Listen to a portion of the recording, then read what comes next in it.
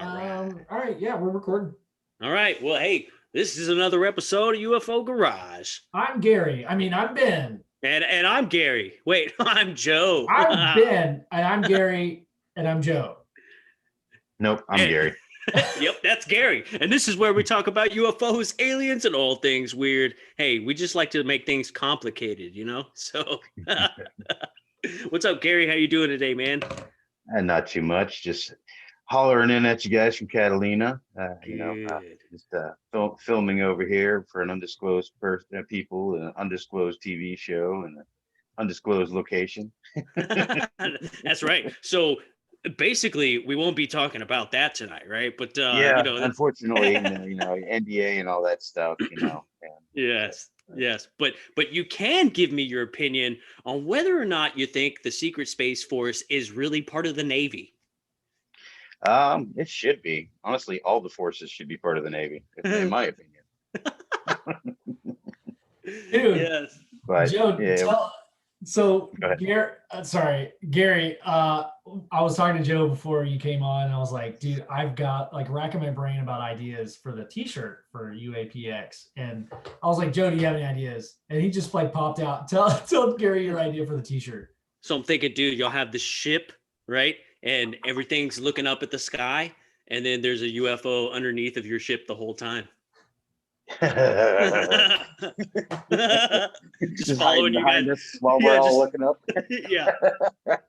That's actually not too bad of an idea. Yeah, there's the drawing. Just a little sketch. I think that's it, dude. I don't know what you think. I didn't see the sketch. Hold on. Oh, there we go. I don't have all of you up. Yeah. You should have us looking off the front. Yeah. And then having it just hide in the back, looking out at us, pointing and laughing at us. Yeah. Yeah. I thought it'd be funny if a dolphin was driving the UFO underneath. Yeah. So we're halfway there for the t-shirt design. Has the 25th episode aired yet? That comes out this week, I think. Yeah. This coming Tuesday. I can't wait to see how well that does. That was really good. That was an awesome episode for sure. Yeah, guys, if y'all haven't checked out What If Tomorrow podcast, I have like 20 podcast names in my head at all times. If you guys haven't checked out What If Tomorrow podcast, definitely go check those guys out. They're doing some pretty awesome stuff. We actually did a little link up episode with them, Bob and Gary. So check that out. It's going to be coming out this Tuesday. It's going to be pretty sweet. Yeah, you guys were pretty cool. Let me tag along for that. That was fun. I enjoy it. Yeah, that was fun. I was thinking this thing was going to be a shit show. No, I think because all of us are pretty, as different as we all are, we're all pretty like-minded. We all have different personalities, but we're all like-minded when it comes to being open-minded about most things. And, we all have a commonality, so there's something that links us all. So it went pretty smooth. I thought it went pretty good. Yeah, me too. I was pleasantly surprised. It was a good episode. Yeah, What If Tomorrow podcast. It's a good show, man. I love it. And those dudes are just such good people. Guys. Yeah. And all of them are so good at research. I think we're yeah, I know. What's up with that? I'm they're pulling shit up. I'm like, oh fuck, I haven't even read anything about that. Let's see if I can wing this one. I was talking to William from Bob podcast. Yeah. Bearded Brothers. And this is just, you guys already know this, but just for listeners. I was talking to William earlier. I was like, dude, you're so good at asking questions, man. You probably know just as much as anyone that you're talking to, but you ask really good questions. Yeah. He's good, man. And Micah too. I loved how you were, Gary, poking him hey, Micah, what's up, dude? Yeah, well, dude wasn't talking at all. But when he does talk, you listen. You listen closely, right? Oh yeah. Well, if you're gonna run a podcast, you know what I'm saying? But I kind of like him because I kind of identify with with the way that he thinks. A lot of what he thinks about, with the how skeptical he is about some stuff. I'm very similar in that aspect. So Yeah, man. Yeah. Yeah, that's like one of the biggest things is like we were always told ask the right question. And dude, sometimes that's so hard to do. Like when you have a million questions, like sometimes we'll have a guest on and I'll think of something that I want to ask them and I'll think about it for like 2 weeks before they even come on. And then when they get there, I completely forget to ask what the question that I wanted to ask was. Yeah. Well, it's just like when you walk into walk into the kitchen to grab something, you will literally forget what you wanted to get and get something different, walk out, and then come back in and realize, oh shit, I forgot what I was gonna get. Yeah, exactly, man. Yeah. It's Like- exactly. Like, has anybody seen my phone anywhere? Like you're holding it. It's Yeah, in your hand. Yeah, man. But yeah, dude, we got into some really interesting questions on that show. One thing, I don't know, Gary, if you can talk about it, but we haven't even gone in through like the significance of, and stop me if I'm crossing the border, but you did say that you're in Catalina, and we're talking about the Catalina Island off of the shore of California. So for those people that are listening, like that don't know the significance of that place, could you maybe speak to like why you guys like why someone would be interested in going there? Well, back in 2004, in 004, they there were a bunch of sailors that were off the coast of this island that saw a bunch of little funny little tic-tac shaped objects fly around crazy everywhere. Yeah. And yeah, we were off the coast of Catalina Island when we actually tracked a lot of those UFOs back in 04. And then the island itself, I mean, I've been talking to locals all day long. Every fucking local has a story. Every single, I mean, literally how it goes, they say, is if you live here long enough, like months, if you're here at least a month, you're going to see something. It doesn't matter who you are, what you believe, you live here, you will see something. So it seems to be a bit of a hot spot for being able to see UFOs. Damn. Okay, so Catalina Island, when most people, if they don't know what this is, I think of, oh, it's a tiny little island that you have to take a ferry to, and no one lives there. And it's like there's a couple of resorts. This sounds like it's, I mean, my wife's been there, so I know personally. But Yeah. for those who don't know, like it's huge, right? Like people actually live there. It's an 8 mile island. So I mean, it's a pretty big island, and there's a 1 mile by 1 mile city right when you come in called Avalon, and then there's also another decently sized city over in a place called Two Harbors, which is basically there's when you look at Catalina, there's a indentation with two harbors at the northern side, and in between there's a town. Yeah, it's kind of like a peanut, right? Yeah. So that Two Harbors is a lot smaller, but there's around 5,000 people that live here. Yeah, so like it's significant. Like when people think of island, you think of like this desolate place, but it's like, yeah, it's got like cattle. There's buildings and infrastructure, roads. There's buffalo here, but there's no exports here. It's mostly a preserve. Yeah. Yeah, most of the island, it's owned by the Wrigley family from Wrigley Gum. What? They own the whole island. Damn, I didn't know that. Whoa, I didn't know that. Yeah, that's crazy. Cool. That sounds fresh, dog. My brother-in-law hey, my brother-in-law has a story. A bunch of his friends went to Catalina for the weekend and camped on. They were just like, let's just fucking go and camp somewhere, and they just found like this spot off of the highway. I don't know. They said they walked for a little bit, and they just camped, and then they woke up in the middle of the night to like this rustling around their tents, and all of them started to be like, hey, do you guys hear that?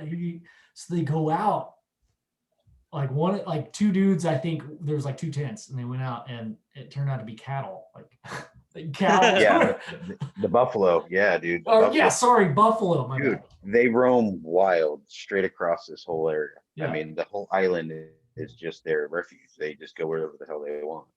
Yeah, you gotta be careful with them too. I mean, we had one charge through the set today. Oh damn! And, like it actually almost I came close to getting trampled today. And then there was a lady that actually somebody actually snatched her up before she went, and she was running. She didn't know where they were, and he happened to see which way they were coming, and she would have ran right into the damn things. Oh man, he snatched her up. So that's crazy. Saved her life in that situation, because these animals are like well over 500 to 1,000 pounds. They'll run you over. You're done. Oh yeah. Oh yeah. And they're game over. Yeah, man, those things will like flip your car and all kinds of stuff. You're not even safe inside of your car sometimes. Yeah, I'm gonna see if they can give me the clip of it, but apparently they actually have me filmed where I realized that I was gonna get run over and I hauled ass. It's the funniest thing they'd seen in a long time. Yeah, it's awesome. That's awesome. Like, it was like comics. It was like, whoa!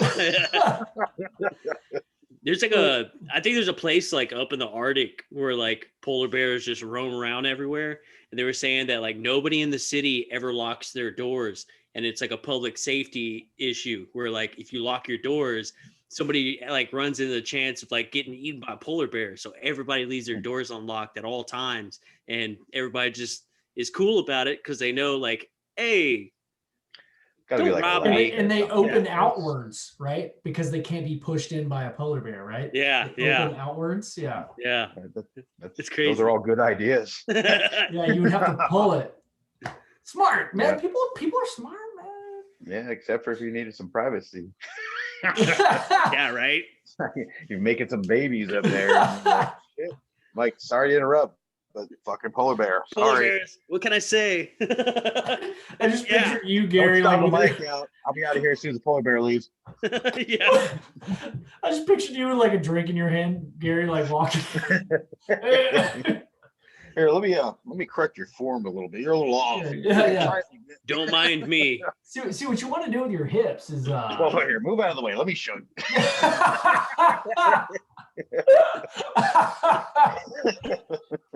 You're doing it all wrong. Oh man, that would be weird. But that's up north like that though. The Northern Lights. That's a phenomenon that's always intrigued me, and it's on my bucket list to go up and see them. I've kind of seen them like far south, like towards. You can kind of see them down in like Seattle area. Oh yeah. But not like it is up north. You know, I want to go up north and like see the full fucking sky going crazy with them. Dude. Yeah, that would be awesome. Definitely a bucket list. Yeah. You're talking about like take some shrooms and go up there. Oh my god, dude!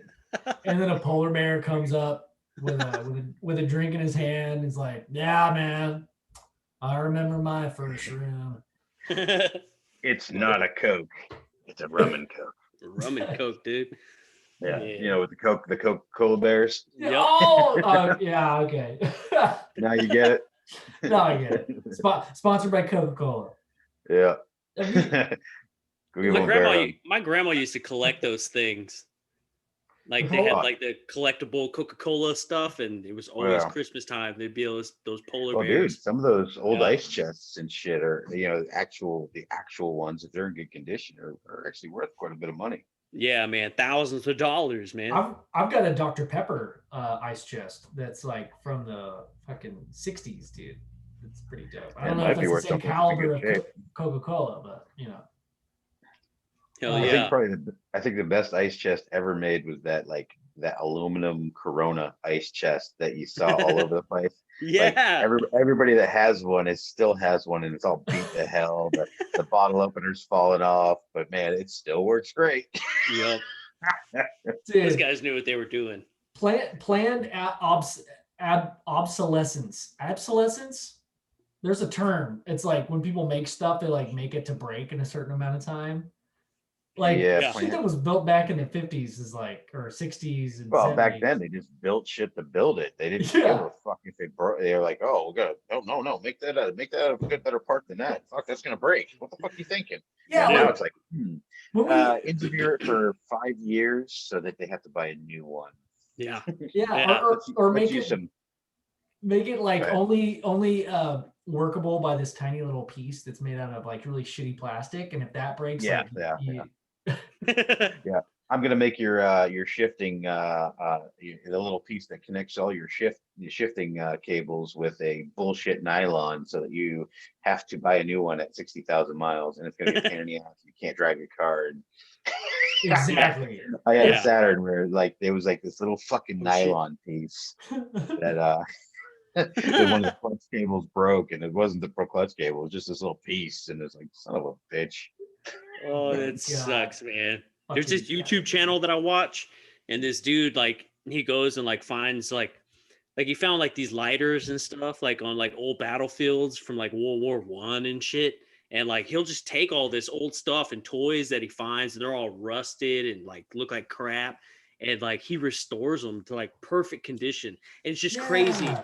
like how Yeah, good of condition all that stuff is still in. It's just got a little rust on it, and it all still yeah. works. and If there's everything. enough material there, you can definitely do that. But some of that Yeah. stuff's just straight rusted out. Yeah. I guarantee You it just go doesn't show right you through the it. other ones. It's got like 5,000 videos that didn't Yeah. work. You got Right. 50 of the same lighter, like 2 of them were in pretty good condition. It's like Yeah, look one at at this piece of shit I just dug up. Yeah. one Oh, out of wait. every 20 works. Really, he has like 50 of them in all different shapes, and he's just showing you. Yeah, right. Hey, real quick, just to segue into an idea that I've been thinking about is we're talking about planned obsolescence. Going back to something that and Gary and Joe, I mean, I'd love to hear both of your thoughts about this.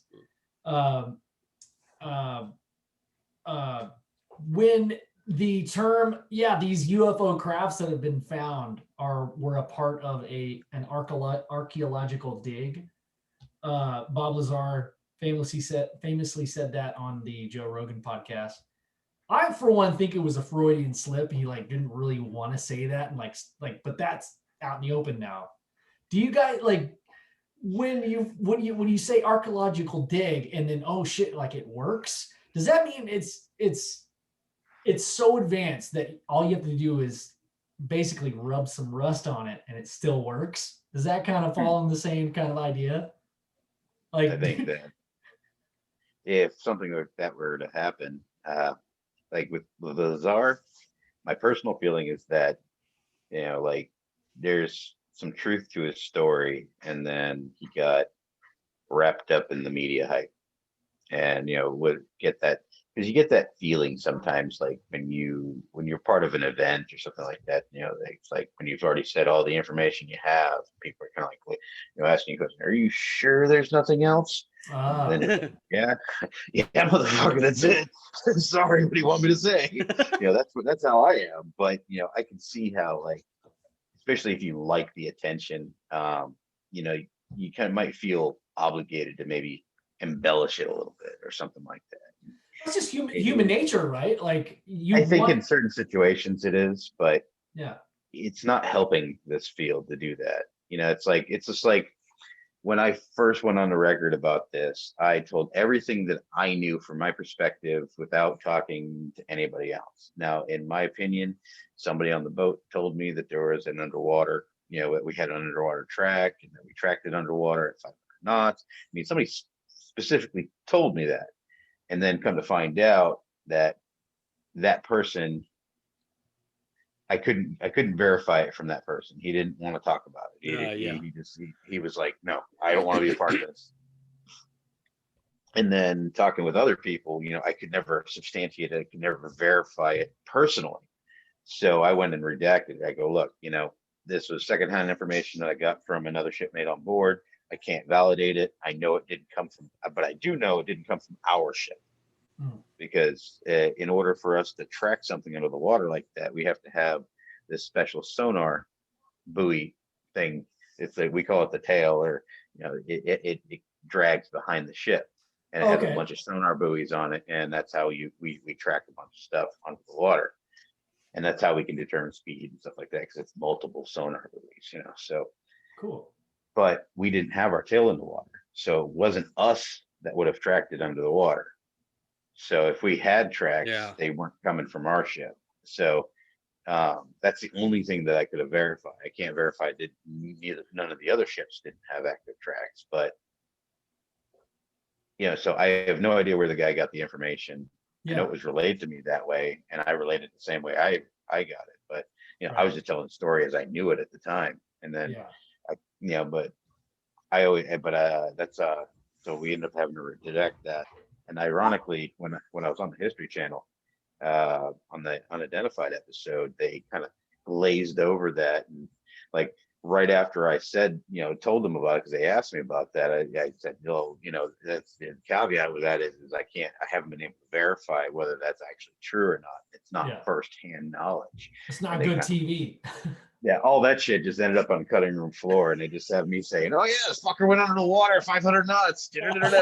It's just you and your whitey tidies, like, yeah. So it was, that was the only thing about that episode that I personally kind of didn't like. But I understand. You got to make they're out to make money. They're out to entertain, make money. And then the rest of it's kind of. Let's fit everything into the narrative. Yeah. but I'd say everything else about that entire episode was spot on. They didn't make me look stupid. So I was pretty happy overall though. Yeah.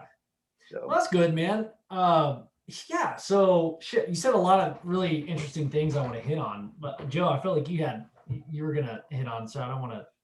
Oh no, I was just gonna ask you if you've ever had Catalina dressing. I have. It's my pretty favorite good. way for Catalina dressing, my favorite recipe for it is slice up some big fat steak tomatoes, nice slices, thick slices, put them onto a plate, a little bit of salt on top of that, a little Catalina dressing. Boom. Excellent snack, especially in a hot summer day.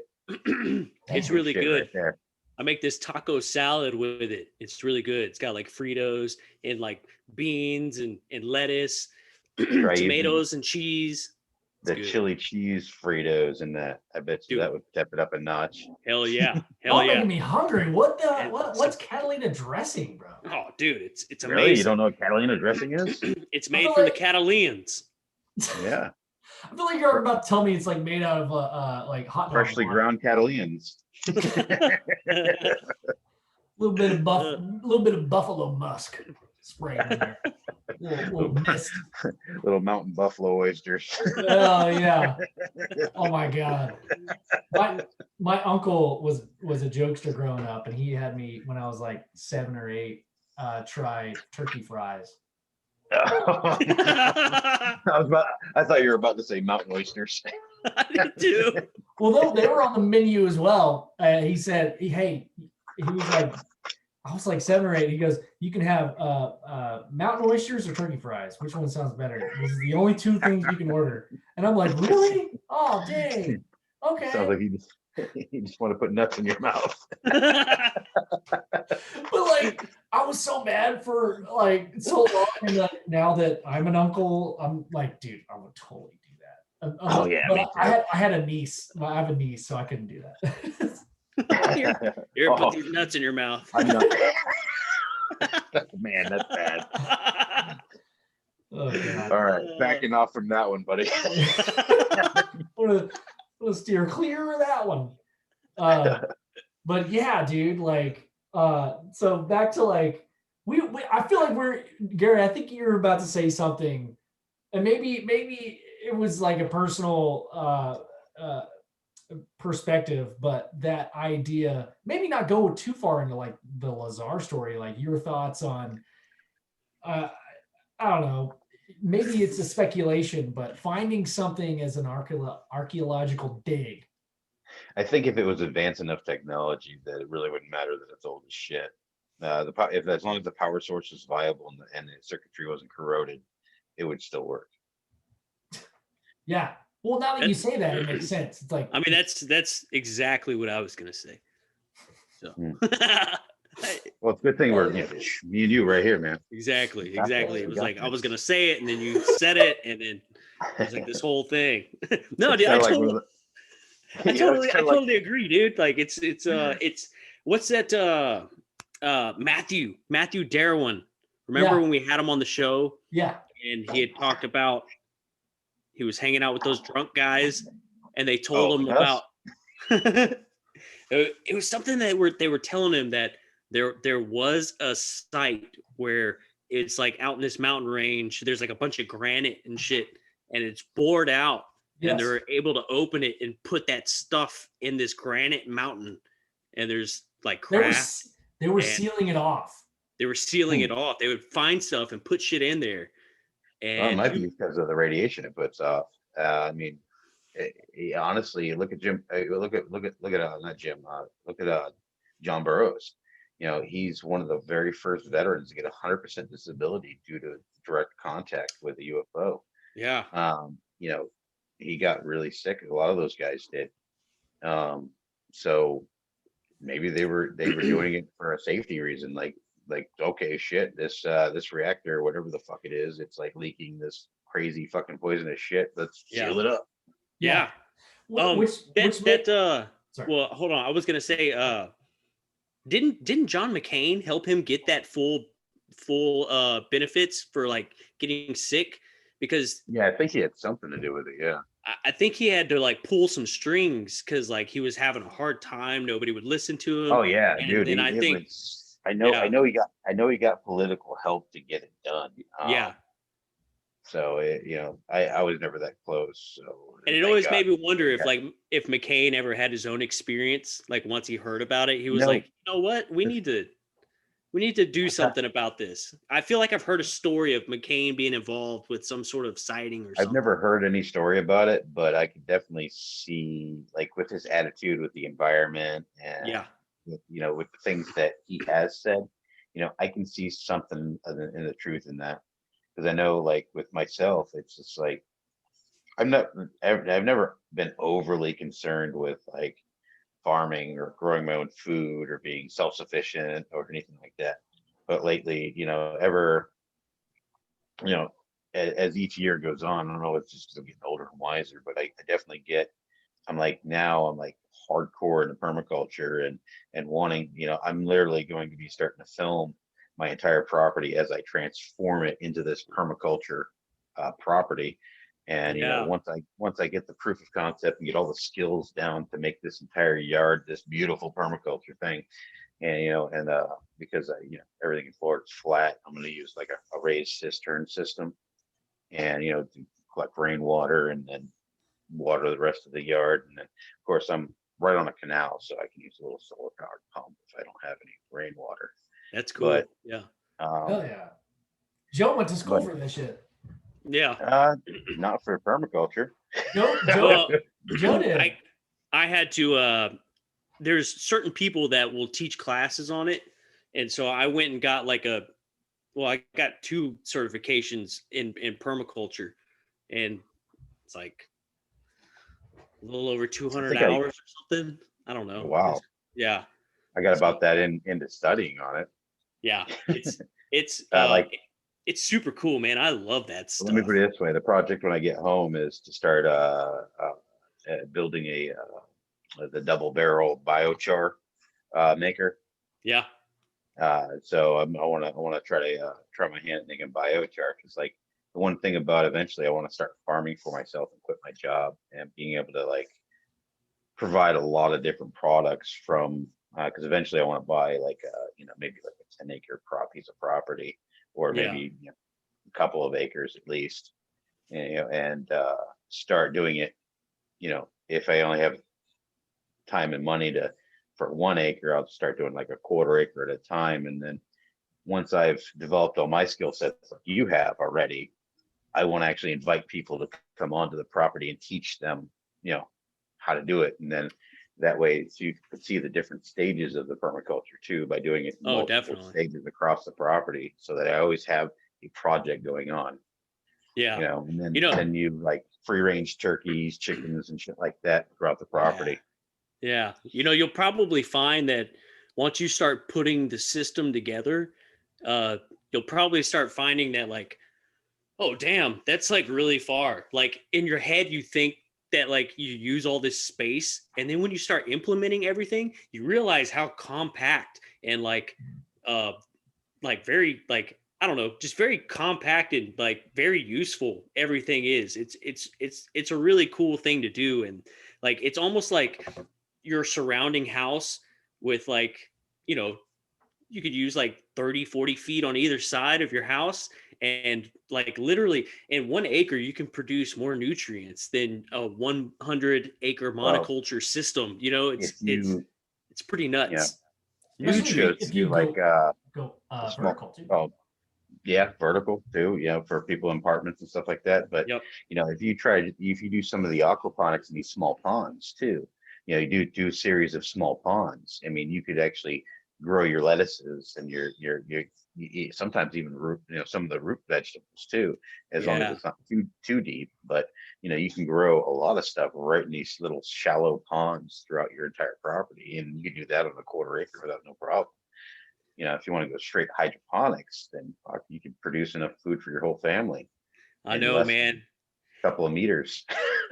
I knew a guy who was trying to grow these strawberries, and he was like, man, he was like, Got these strawberries, man. yeah. Well, he had this fish tank, his little aquaponics setup, and from the water in the fish tank, he would pump it up to the top of his little greenhouse, and he had these gutters on the greenhouse. Well, he ended up lining it with like lava rocks, and then put like a husk from like coconut in there, Mhm, and he planted the strawberries up in the gutters.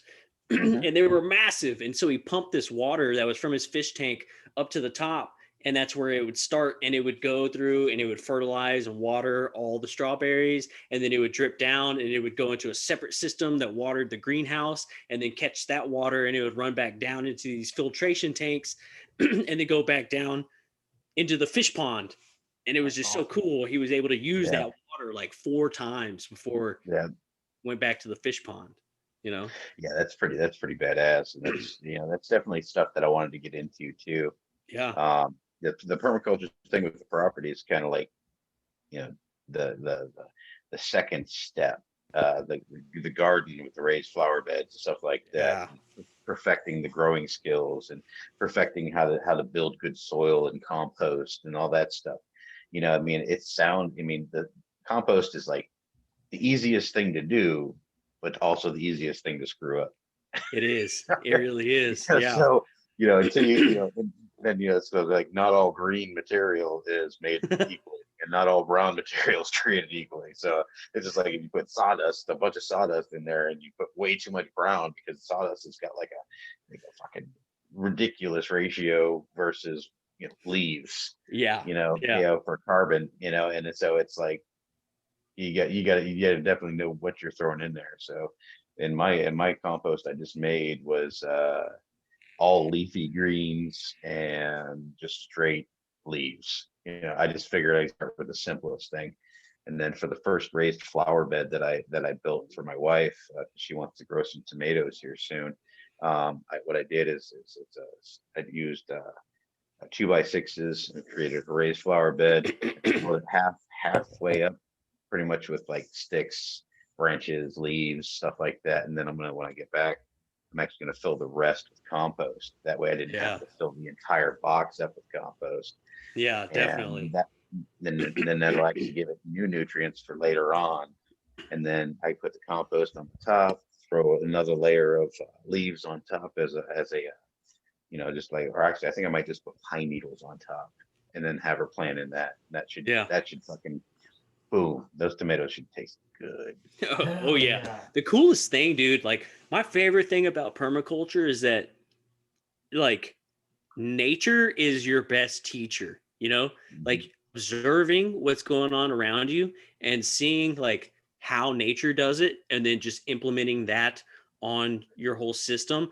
Like the idea of permaculture, of like high uh, labor input in the beginning, to Mhm. have almost zero labor input like in the end, Yeah, now you see is where I want to get is to. just fascinating. And if you Yeah, just let nature do what it does naturally, you don't have to work at it. You go to the woods and it's doing just fine without your help. yeah, yeah, yeah. Yeah, So why not? lawns are overrated.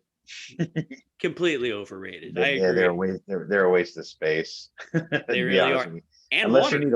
unless you would need a place for your kids to like play, I can understand that. And that's about the only thing I can think of. Because like in the center of the property, I'm gonna actually build a playhouse, and it's gonna be like a little like park for my daughter, you Yeah. know, and then all around it is gonna be the permaculture, you know, and I'm gonna have the, you know, the raised cistern, and then that's gonna come down to a small pond, and I'm gonna taper the landscape to keep going down and curve around my property so that it goes around, so it doesn't disrupt the rest of the things I want to do in the property, because I Yeah. only have a quarter acre that I'm working with, but you know, it's still gonna work just Yeah. fine. You can do a lot. You can do a lot with a quarter acre.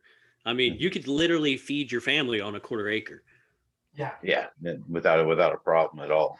So Yeah. Yeah. Think how much stuff you could teach your daughter rather than like, hey, there's a bunch of grass, make a slip and well, slide, Go slip and mow it. slide. Yeah, go mow it. the dream is to eventually have a full functioning, you know, completely, you know, I guess, to use the trendy word, an organic farm, you know, where, Yeah. you know, no hormones, no fucking, you know, no injecting anything in anything, non-soy based foods for, you know, because you still have to supplement your chickens. They can't just eat grass, unfortunately. But They gotta have some protein too. yeah, they don't get very big unless they, you know, eat. Yeah. So if they, you know, unless, you know, in Florida, luckily we have a lot of bugs, but you know, Hmm. still, it's, you know, you're going to be moving these coops around, you know. So, and I'm going to do that technique where, you know, they have the coops, and then they actually move from place to place throughout the property, so that you never have to worry about cleaning up the shit. You never, and the shit itself actually starts building up the soil. And Yep. Yep. if you really don't want it there, then you can just, I mean, every day you're moving it, so there's not really enough shit there to worry about, you know. Yep. Yep. So, you know, it's kind of like and then they got a fresh place to graze and eat bugs and shit like that, and you throw out a little bit of, you know, maybe some corn, or, you know, whatever, you know, some sunflower seeds, you know, whatever you Yeah. want to, you know, You give them. know, But one of the biggest mistakes that people make with chickens and like their poultry in general is they think that, the more that they crap, the better that their soil is going to be. But what happens with poultry is their crap is like really salty. So you mhm, actually end up like over salting the soil and drying it out. So it's yeah, very important to move them, yep, But pretty but it's got often. but it's got electrolytes.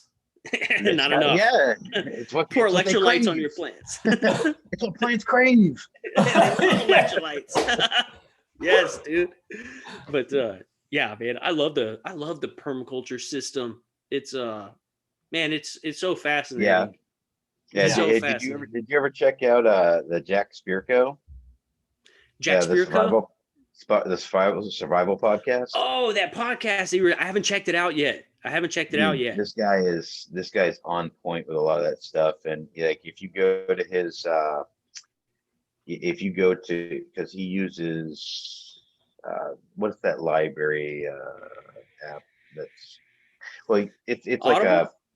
a, no, it's like I linked it to you guys before. It's like a YouTube style uh website, but he's got a bunch of stuff up there, and like tons of permaculture stuff, tons of, you know, anything you could possibly ever want to know. He's got resources right on his channel, because he's literally given up the corporate life where he was Yeah. making good money to just go out. He got out of the city. He got himself a farm going. He sells eggs. He raises livestock for poultry livestock. I think his primary source is quail eggs. Oh, that's cool. You know, so like, That's I cool. know, like on my property, I want to do some ducks, some quails, maybe some guinea hens. Uh, you know, stuff that's, Guinea hens are hilarious, by the way. I met a oh yeah, couple and they have the best jokes. yeah. Give me a second. I gotta get a battery for my phone. Yeah. Yeah, no Go worries. for it. We went out to what's the wine tasting place, Fredericksburg, and there was like Yeah. a bunch of guinea hens, and they would like come up and like just like, hey, Yeah. My grandpa has a bunch of them. they're so They're funny. hilarious. Yeah, they're funny. Yeah, they are fucking annoying though too. They, like, Yeah. how loud they are. There's a lot. If you have a lot of them, it gets bad. Dude, Yeah. one of my favorite stories is that story of the fisherman and the businessman, where the fisherman is hanging out with his family and he's just catching some fish. And the businessman says, you know, he's like, hey, you got a really good thing going on here. He's like, we should like partner up. I could help you out. And the fisherman's like, well, why would I want to do that? And the businessman's like, so that way you can make a lot of money. You know, you could sell all these fish. You could start your own little business. And then by the time you get really old, you can retire. And then you can just hang out here and be with your family and fish.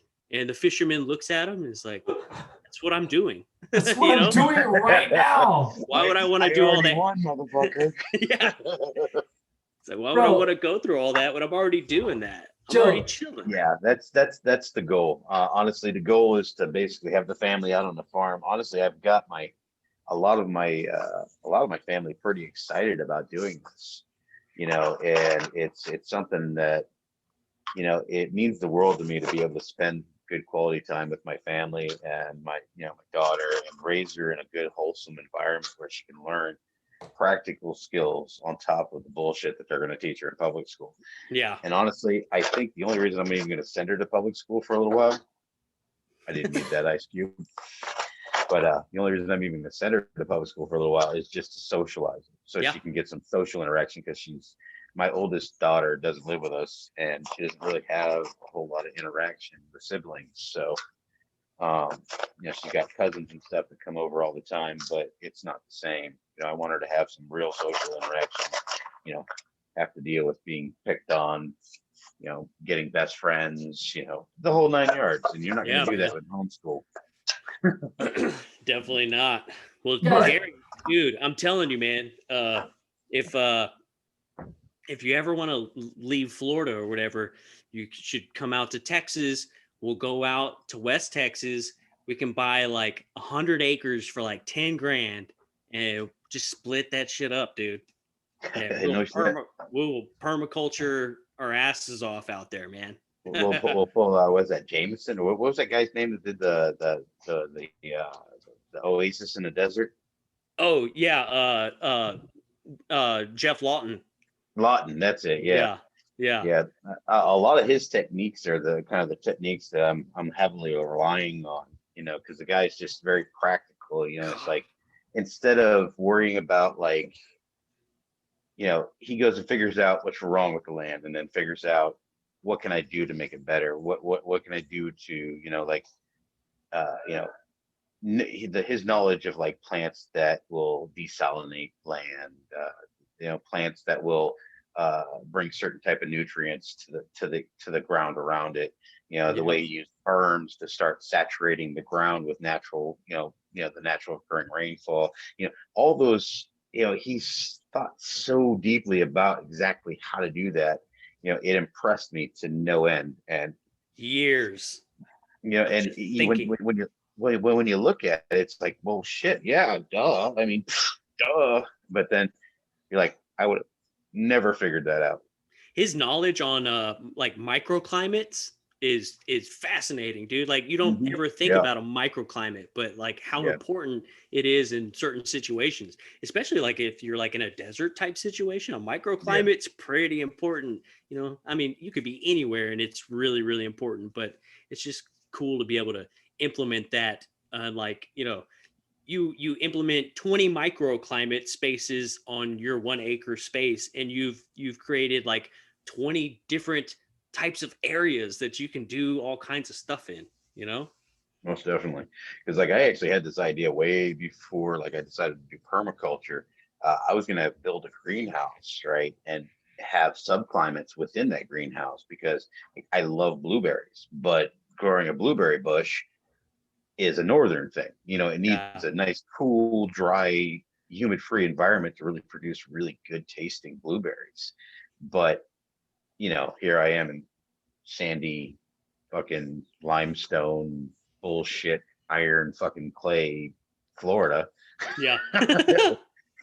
It's like, yeah, well, and so I had this idea to make a greenhouse with all these different microclimates so I can grow whatever the hell I want, kind of like a biodome type thing, right? Yep. And it was like, that's actually where I got the idea. So I love that movie. But you know, the purple sticky punch. Yeah, but then, you know, the idea of doing the permaculture was, it grabbed me more, because, you know, I saw what he was able to do with this this super salted, horrible garbage land that had been over farmed and stripped of all of its nutrients. It's basically just silicate dirt that had nothing in it. Yeah. Yeah. And So turn it into an oasis, dude. Like, yeah, dude, it's amazing. water. It's still going. Yeah, I remember when you showed that to me, Joe, like last year. I mean, I'm still amazed. Every now and then I'll see it on Facebook or something or TikTok, like this guy turned this desert into this amazing place. And I was like, that's gotta be a hoax. And Joe, you were like, no, it's possible. No, it takes a really long time. Yeah. It takes money and time. Yeah. Because Yep. you got to remember, this dude he's the pinnacle of his field. So when he had backers, it was money backers. Right. You know, so I mean, we're talking about like it was sand. Sand. Yeah, it was actually straight up heavily salted sand. Yeah, and then there's like the worst. It was the worst of the worst situation you could have to grow anything in. Yeah. You know, as I'm thinking about this, and I'm just enjoying hearing you guys actually know what the hell you're talking about. And like, I don't know, I'm just enjoying listening. But I had this idea, and I don't know how much time we have left, Joe. I know you got some. I got another like 15, 20. Okay, cool. But I have this idea I want to put out there. It's not a question, it's just a thought. But like, I feel like you don't have to have an interest in the beyond to be interested in this that we're talking about right now. This is something I think everybody should do. And if you're worried about whether you know what you're doing or not, who gives a shit? Go throw some seeds in the ground. Yeah. You know, because that's that. We can even bring in politics, and I don't like to talk about politics, but everybody's talking about sovereignty and being liberty and being able to have freedom. What is more eligible for freedom than the fact that you can self-sustain? And is it the one comment that Jack Spirko said that like really kind of triggered me, and I was like, you know what, you're fucking right, is if you don't like what the government does to you, the best way to fight the government, because you're not going to fight the government, they're going to still do whatever the fuck they want, and then if you get in their way, well, who the fuck are you? They're going to build a highway. You're just, they're just going to run over you. But the best way to fight the government is to not need them. So if you don't need them for your food, you don't need them for your meat, you don't need them for your day-to-day substance other than just paying your land tax, or I like to call it the rent from the government, my property. Yeah. That's what it is. Yeah. No one's a homeowner. No one's a homeowner, man. Yeah, no, you don't own property in the United States. You don't own shit. Government. Well, you know what we are paying for? And what's funny about that is that the government's not supposed to own land. And that's the catch. But they get around that by saying it's just a tax on your land. But yet, if you don't pay it, guess what happens? Yeah. I mean, the best case scenario, they throw a lien on the property and you can get to keep it. But most of the time they're just going to sell it at an auction and you're asked out. Well, that's what happens when you have a massive military. Like, you don't have to own shit. You can just monopolize a territory through show of force. Oh yeah. That's all it is. That's all it is. But yeah, you're right. The less you need them, that's the best way to possibly fight it. And if you don't need the supermarket, you don't need the mass media, you don't, because like definitely don't need the fucking media, man. Well, he made a point that shy of them storming his property and telling him he's no longer free, it doesn't really matter what president's in office. It doesn't matter their policies. It doesn't matter anything because he is self-sustaining. Yep. Yes, sir. You don't have to get caught up in that. Yeah, the government doesn't want us to be that way because they're going to be losing out on millions of dollars from you in your lifetime. Yep. If I'm over here and I got this organic farm and I'm going over to the organic beef farm and saying, hey man, I got all these, you want some duck eggs, or this is what I got. What do you want in trade? That sounds delicious. There's literally nothing illegal about doing that. I can trade all the beef I want for all the poultry that they can handle, and and forth. Don't sell milk though, because that is illegal. Apparently, like you can't sell unpasteurized. It's illegal to sell unpasteurized milk. It's not illegal to give it away though. Hey, there you go. Well, there's right. like a Paul Rudd. There's a Paul Rudd. Here's a gift of this beautiful, freshly squeezed milk. Yeah.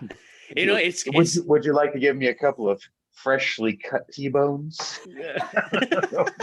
Yeah. Thank you for that gift, sir. I'll give you that. You give me this. That's right. That's right. We're not even bartering. I'm giving him a gift. Dude, that's right. Hey, that sounds a way more respectable than oh, I've got some fucking Bitcoin, or I've got a piece of metal that some people killed themselves to try to find.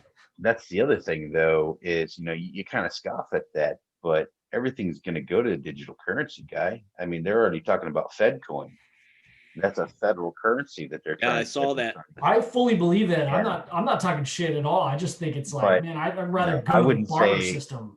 I wouldn't say go down and sink, $10,000 into Bitcoin, but I would say at least look into it, get to know it, understand it, get yourself a little wallet, get yourself a digital wallet, maybe buy a little bit, use a little bit, see how viable it is, and you'll notice that you can use it like anything else, and then of course, if you acquire it in a way that which is not recorded, then they don't know what you have.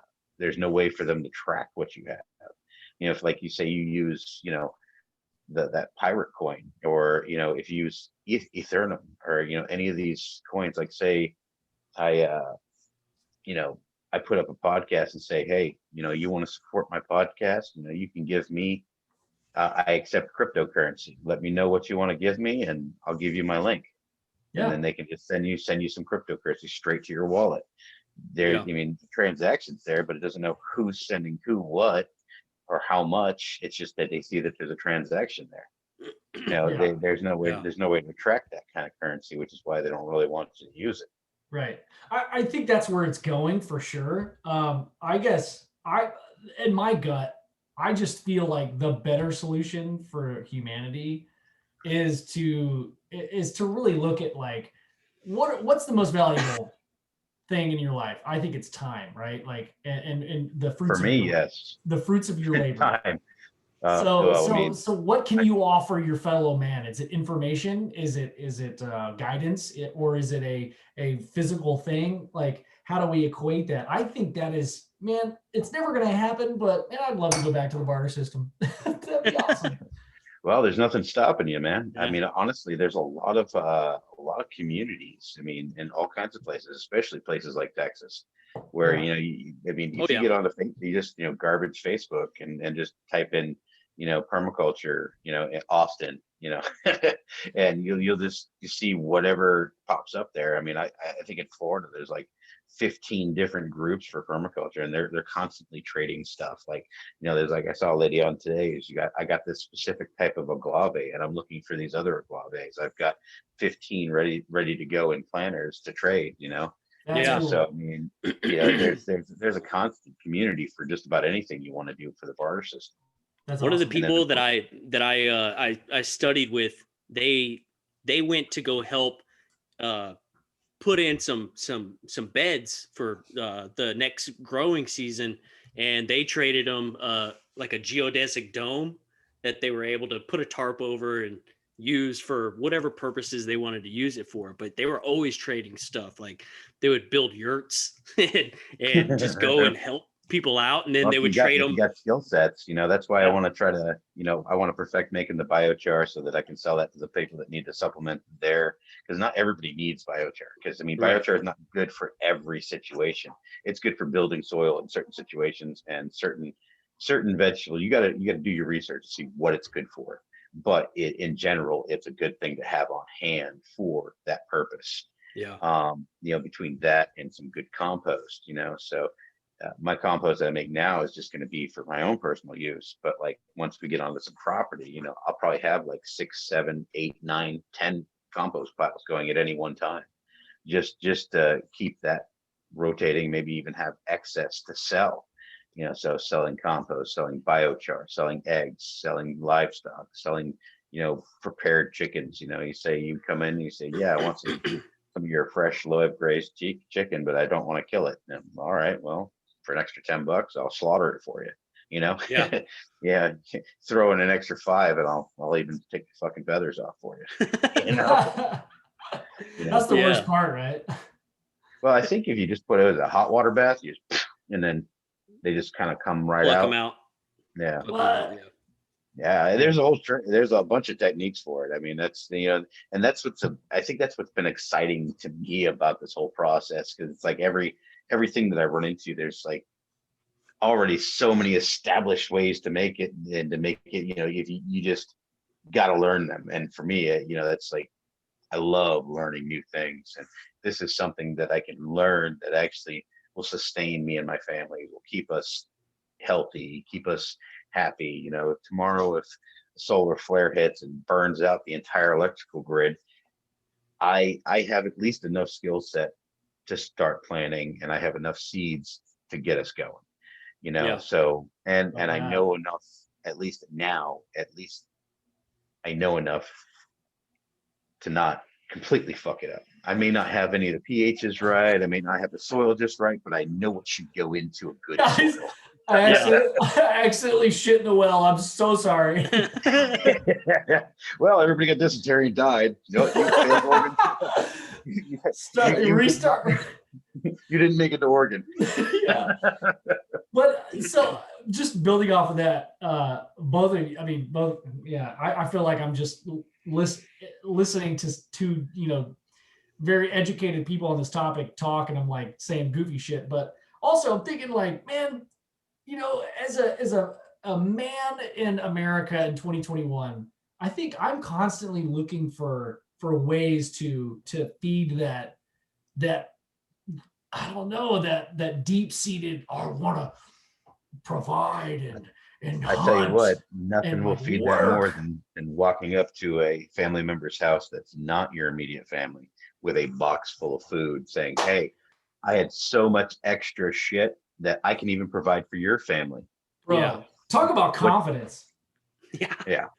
That's Yeah, and man. that's That's swagger, dude. That is swagger right there. And it's really cool because with permaculture, it's something that you never stop learning. Mhm. It's continuously learning something. Like I learned Yeah. something new every single day, just with your basic landscaping. But yeah,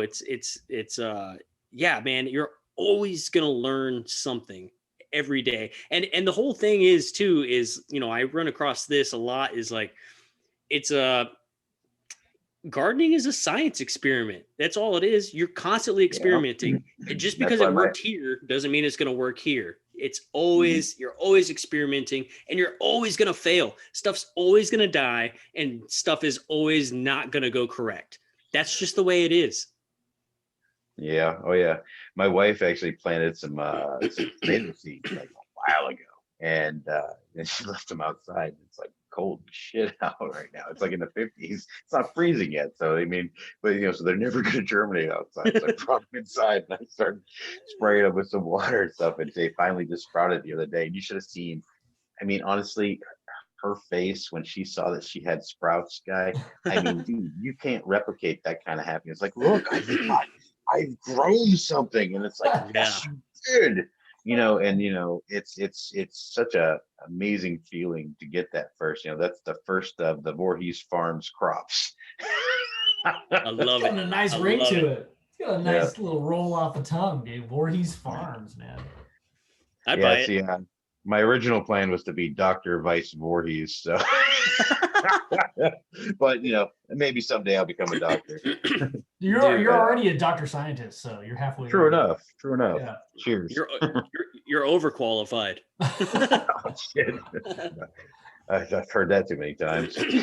And then when people ask you why you don't know something about science, you're like, well, because I'm also a doctor, so I had to like train doctor stuff, so I don't know all the science stuff.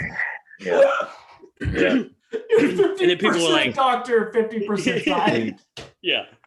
Yeah, it's kind of like the fact that a plane is really good at flying and a boat's really good at being a boat. But a plane boat's not good at either, but it can do both. Yeah. Exactly. Exactly. It sounds like something you'd find on Catalina Island. That's actually where I heard it today. I so stole that. Yes. Oh my God, that's awesome. Oh man, that's so good. That's so good. Yeah. Hell yeah, man. Well, I feel like that's a good full circle way to end, you guys. That was a good one, man. Shit, Gary, I'm so glad you called, man. I was like, Joe and I were just filming this thing for the documentary, and I was like, I got it on film too. It's gonna be kind of cool. Maybe we'll put it in the documentary. I'm like, oh, hey, Gary Voorhis is calling. So I'm glad you called, man. It's awesome to well, you know, we just got back from filming and put the rum on the counter, and I popped open Facebook and saw that. I'm like trying to figure out the time difference. I'm like, fuck, I'm like in the different time zone. What is it? Where I know from where I'm at, where they're at, but where's I'm like, oh shit, they haven't been on yet. All right, cool. I'll call him, see if he's done it yet. Oh yeah. Yeah, man. It's awesome. Yeah, but definitely. No, I love coming on with you guys. You guys are fucking a trip. So hell yeah. And I love that we like just spent like a good amount of time talking about something that I feel like a lot of people would benefit from learning about. Like, I think it directly ties into the subject, to the simple fact that it seems to be a pretty popular amongst experiencers and with people that seem to have had any type of contact, that they have that overwhelming desire to start to heal the planet and to do these types of things.